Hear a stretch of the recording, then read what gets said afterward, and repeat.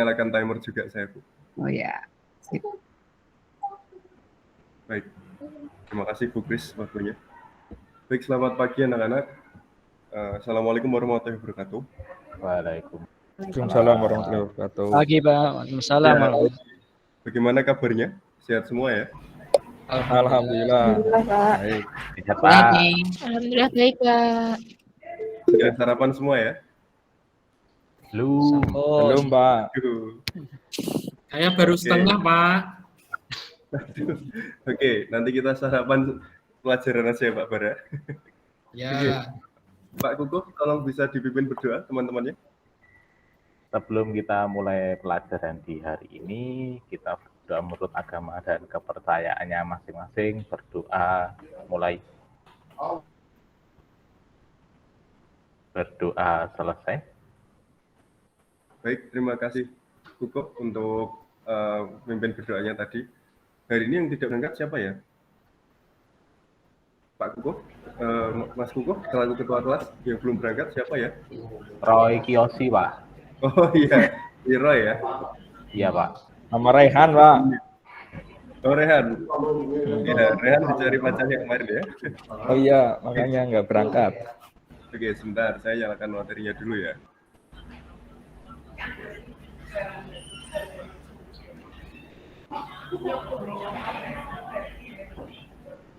Nah, hari ini kita akan belajar terkait dengan desain sistem. Sebelumnya, saya ada beberapa pertanyaan. Kalau menurut kalian sendiri, desain sistem ini apa sih? Kira-kira? Mas Bara, kira-kira apa yang ada di pikiran? Rancangan aplikasi, Pak. Oke, kalau dari Mas Kukuh sendiri?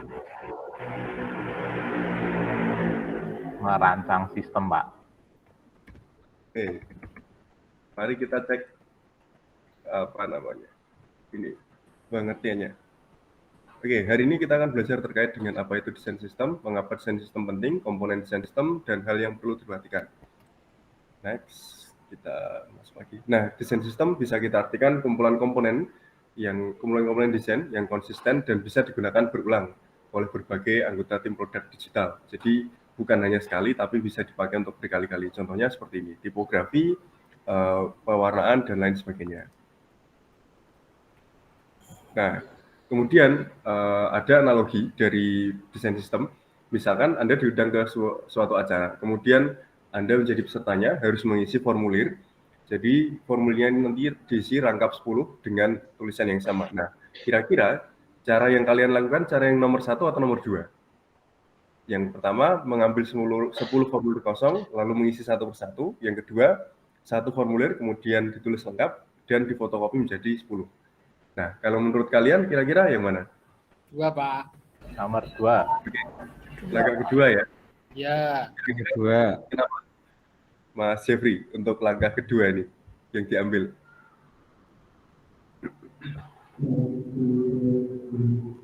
Oke. Nah, dengan mengambil langkah kedua, kita berarti sudah menerapkan tadi yang di desain sistem ya, karena komponen yang dapat digunakan berulang-ulang. Jadi tidak harus satu, kemudian tulis ulang, sehingga menimbulkan usaha lain, tetapi satu kali usaha, kemudian diselesaikan dengan penggandaan tadi. Oke, next.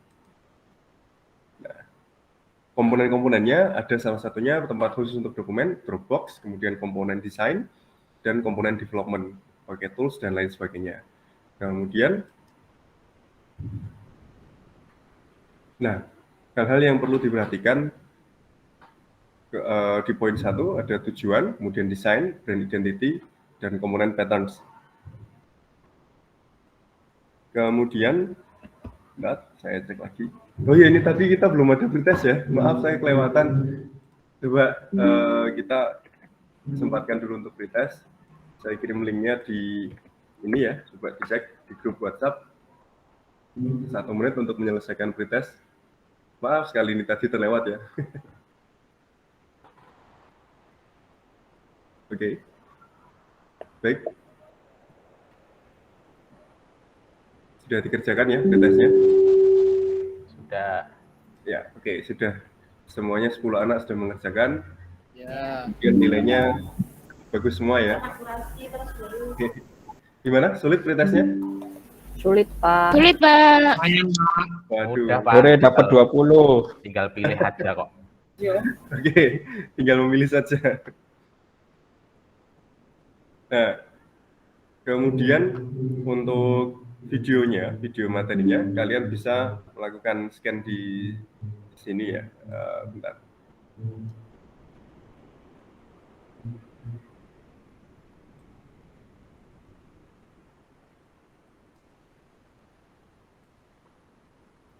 Nah, tampil ya. Nah, nanti untuk video pembelajaran bisa kalian scan di sini. Ini linknya berisikan video tutorial tentang pembuatan desain sistem. Nah, reviewnya kurang lebih seperti ini nanti yang akan kalian buat. Jadi desain sistem yang dibuat nanti berkaitan dengan penggunaan tools-nya yang bernama Figma. Jadi output-nya nanti kita akan belajar terkait dengan desain sistem menggunakan tools. Nah, ini tadi yang sudah saya jelaskan, ada komponen-komponennya dan lain sebagainya. Kemudian lanjut lagi ke materi tadi ya.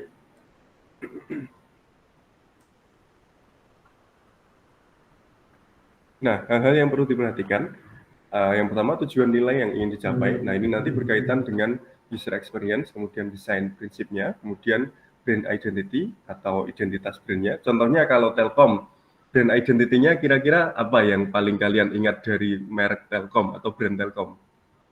Yang pertama dari segi warna. Apa? Speedy. Iya, kalau dari brand identity, kalau dari warnanya, komponen warnanya, Telkom ini identik dengan warna apa ya? Warna merahnya, Pak. Nah, merah. Merah. Iya, Merah, Pak. Nggak kayak yang analisis.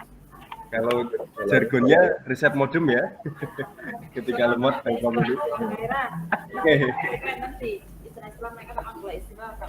Nah, lalu ada juga contohnya brand identity dari Apple ya, yang bisa kalian ingat, Apple-nya tidak utuh ya. Nah, kira-kira kenapa dibuat seperti itu? Ada yang Biar bisa mudah diingat, Pak. Biar unik. biar unik ya. Kalau Apple-nya utuh malah nanti dijual kiloan ya. Betul, Pak. Next. Oke. Nah, itu tadi presentasi yang dari kita. Contohnya dari desain sistem nantinya akan kita buat seperti ini. Jadi menggunakan Figma. Nah, ini contoh splash screen. Tadi adalah welcome page, kemudian splash screen. Nah, previewnya ini nanti halaman login, kemudian bisa diisikan seperti ini. Jadi kita nanti tidak menggunakan coding sama sekali, tetapi menyelesaikan solusi desain ini dengan cara menggunakan tools Figma. Oke. Nah, sekarang kita akan ice breaking sebentar. Saya tarik dulu ke sini ice breaking-nya. Fokus ya. Oke. Mulai ya. Awan warnanya Hitam. Putih. kertas warnanya Putih. itu warnanya Putih. Putih. kalau sapunya Susu. Air. ada jawab Susu. oke ada jawab air jawabannya air apa putih apa susu Air, Pak. air ya Air. Oh iya, air. oke lanjut yang terakhir bison warnanya Hijau. Hitam. Nggak tahu apa Hitam. itu. Biru. Hitam ya. aspal warnanya Hitam. Hitam. air malam warnanya Biru. Hitam. Biru gelap. Kelabu. kelelawar tidurnya Siang. Siang Ah. hari. Siang. Ore Balik. siang. malam hari Yeay. oke kelelawar tidurnya siang ya Ya. oke sudah fokus kembali ya tadi dengan ice breaking-nya kita. Udah, Pak. Oke, sekarang akan saya bagi kelompok berdasar dari tes tadi ya. Kemudian kita akan mengerjakan project. Nah, ini nanti sudah saya tentukan kelompoknya, bisa kalian cek di sini. Saya share link-nya sebentar ya ke grup.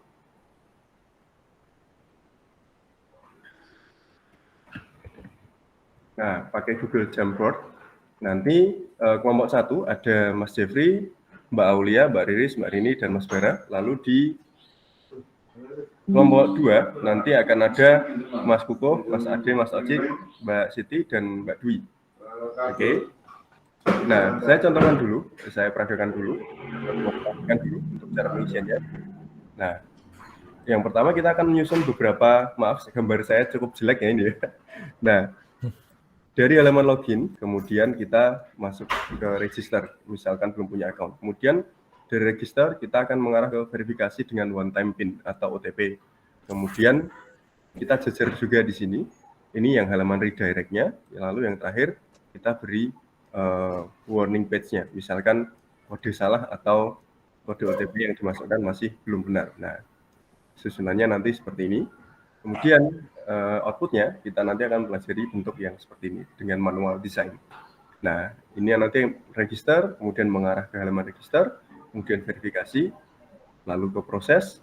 Jika gagal, di sini ada decision making-nya. Kemudian jika gagal, di sini kode salah, ulangi. Kemudian jika berhasil, nanti dia ada dua opsi ya, yang menggunakan redirect page.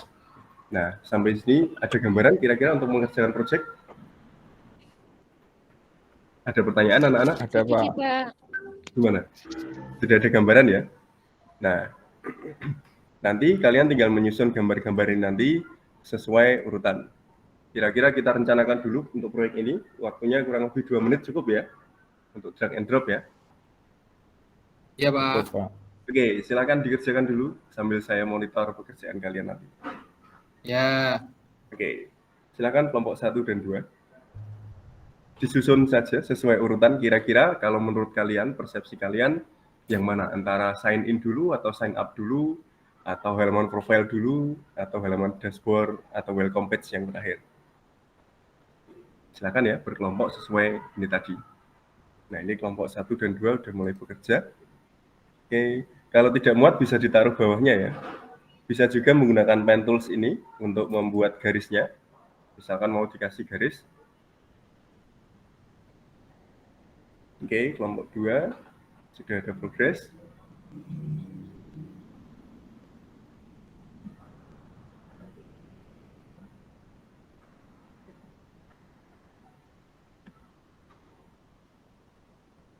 Oke, di kelompok 1 sudah hampir selesai.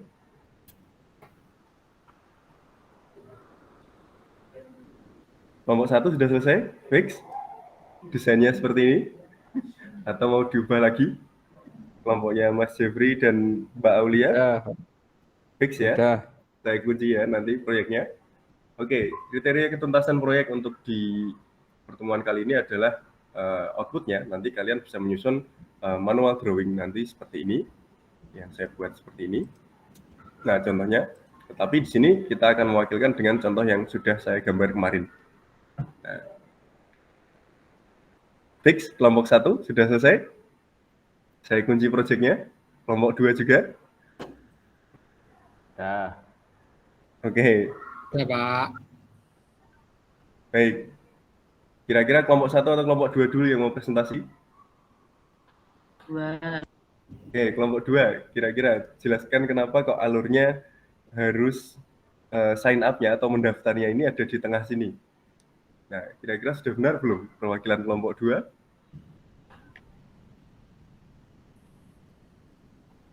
Sudah benar itu, Pak. Oke, sudah benar ya. Nah, kalau kita amati dari pembuatan ini ya, yang sign up ini harusnya berada di nomor 3 setelah tadi yang splash screen. Jadi urutannya seperti ini.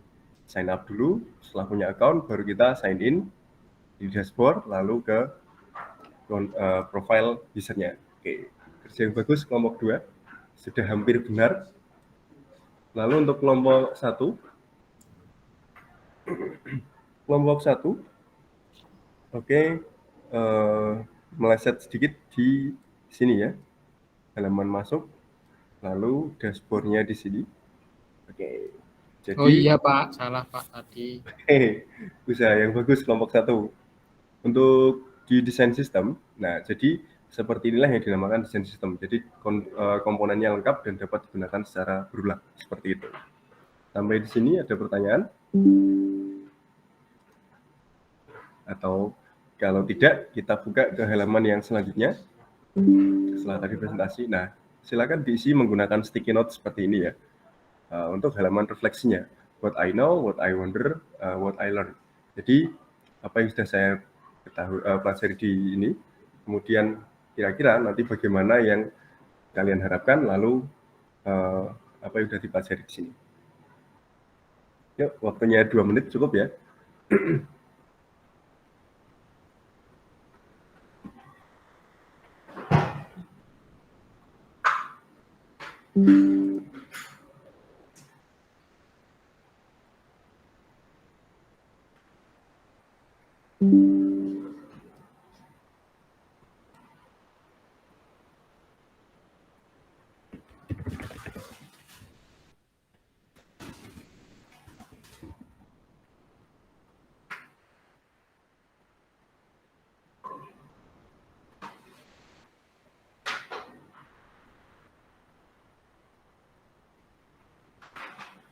Oke. Jadi refleksi ini nanti fungsinya untuk kita pembelajaran yang berkelanjutan ya. Jadi kira-kira dari what I wonder ini nanti materinya akan saya sesuaikan. Jadi kepinginnya kalian nanti membuat apa saja sih, kemudian nanti bisa kita sesuaikan materinya dengan itu tadi. Oke. Ya.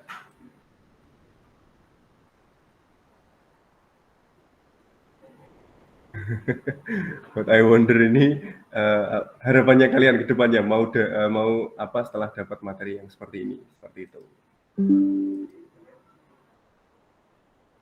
Oke, kalau sudah, mari kita ke post test ya.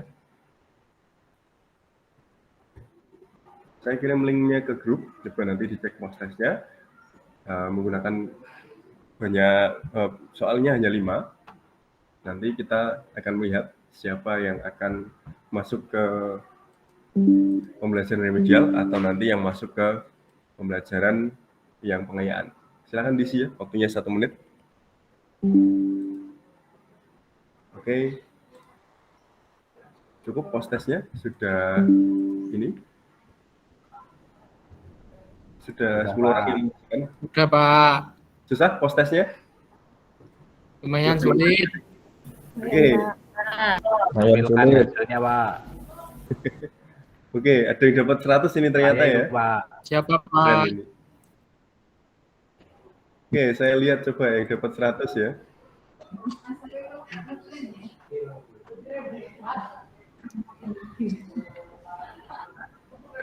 Oh ya, ternyata yang dapat 100 ini Bu Fatma. Mbak Fatma. Hore. Makan-makan, Pak. Asik. Dapat apa, Makan-makan, Pak? Bu. Makan. Dapat hadiah apa nih? Oke, nanti hadiahnya diambil di kantin aja. Hore. Oke. Baik anak-anak, dari pembelajaran kali ini bisa kita simpulkan bahwa desain sistem ini gampangnya kerangka kerja yang akan kita gunakan berulang. Jadi nanti boleh menggunakan tools atau menggunakan manual drawing seperti tadi yang sudah kita buat di sini. Nah, kalau dengan manual drawing seperti ini, nanti dengan tools baru kita bisa selesaikan desain matangnya seperti itu. Nah, dengan garis-garis seperti ini dinamakan dengan wireframing. Nah, ini nanti akan kita pelajari di pembelajaran selanjutnya. Baik, silakan Mas Kukuh untuk memimpin berdoa sebelum mengakhiri pembelajaran. Sebelum kita akhiri pembelajaran, berdoa menurut agama dan kepercayaannya masing-masing, dipersilakan. Berdoa selesai, Pak. Baik, terima kasih Mas Kukuh.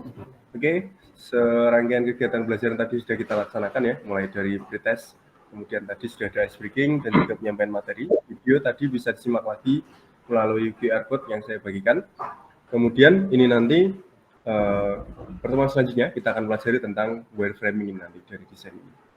Sekian dari saya akhiri. Assalamualaikum warahmatullahi wabarakatuh. Selamat pagi anak-anak. Waalaikumsalam. Pak.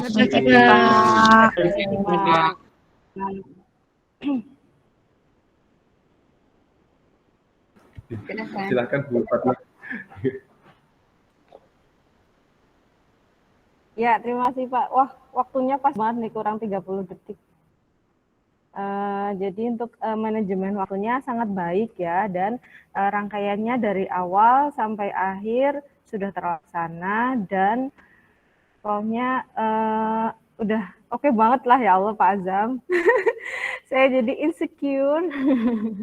Terus untuk kalau poin-poin yang ini kayaknya udah masuk semua. Udah bagus banget, keren banget. Udah speechless deh. Makasih Bu. Meroket ini kalau dipuji nanti Bu. Makasih Bu. Ya Pak, udah bagus, tingkatkan lagi. Wih, apanya yang ditingkatkan ya? Terima kasih Bu Fatma, Pak Azam. Bu Santi silahkan. Oke, matur nuwun Bu. Sudah seperti tadi yang dibilang Bu Fatma, nggih, sudah bagus sekali Pak Azam manajemen waktu. Oke banget, dalam 20 menit bisa menyampaikan semuanya begitu ya. Cuman mungkin kurang sedikit Pak, yang kemarin disampaikan Bu Krismi itu tentang bagaimana mengatur untuk siswa yang kecepatan menerimanya itu cepat, sedang, rendah gitu ya. Treatmentnya seperti apa, kemudian ke kegiatan pengayaan dan remediasi. Tadi kan yang disampaikan hanya, oh ini yang nilainya 100 siapa begitu ya. Nah mungkin itu yang nanti treatmentnya seperti apa, walaupun nggak masuk di jam pembelajaran ini, tapi entah anak disuruh belajar mandiri atau bagaimana, penugasan untuk pengayaan dan yang paling penting itu remediasi ketika anak belum mencapai KKM-nya itu. Tapi ya namanya 20 menit mau menyampaikan itu saya kira memang agak susah begitu ya. Sudah ada tadi Bu. Hanya tambahan aja mungkin besok untuk ketika PPL. Siap Bu. Oke, Bu Santi kayaknya nge-freeze. Bagus Pak Azam, jadi persiapannya kayaknya memang sudah dipersiapkan secara matang, jadi manajemen waktu sudah tercover. Kayaknya maaf, sudah. Barusan saya terputus ini. Ya Bu, nge-freeze Bu tadi Bu. Ada tambahan Bu? Bu Santi ada tambahan? Nggak ada? Mungkin itu aja Bu, nggak tahu barusan ini lost connection ini. Ya. Oke. Bagus Pak Azam, tingkatkan supaya nanti pas ke juga seperti itu ya Pak. Iya Bu. Ya. Tadi pas sebelum menyuruh anak-anak itu membuat penggunaan Jamboard itu sudah dicek ke anak-anak, sudah punya aplikasi Jamboard belum itu? Oh iya Bu. Lupa tadi sebelum menanyakan Bu. Ya. Jadi pastikan anak-anak ya itu salah satu trik untuk yang mempersiapkan peralatan praktek ya Pak ya. Ya, Bu. Jadi meskipun hanya aplikasi, kadang kan anak nggak punya. Misalnya ini kebetulan di lab ya Pak ya prakteknya. Iya Bu.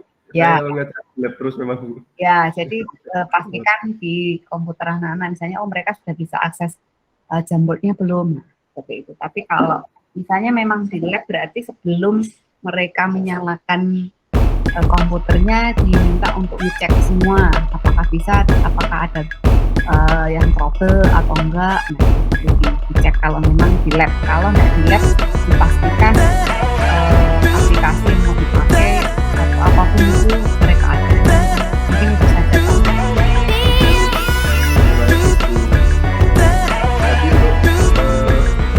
Media dan pengayaan itu sudah saya siapkan untuk membahasnya. Ya, karena biasanya kan diletakkannya kan di luar kotaan yang itu tempat pelajaran. Nah itu, tapi kalau dimasukkan mau menjelaskan tentang remedial dan pengayaan itu pasti akan punya. Jadi setelah post test kemudian menginformasikan ke siswa siapa yang harus mengikuti pengayaan, ini apa, dan apa. Oke, lanjut.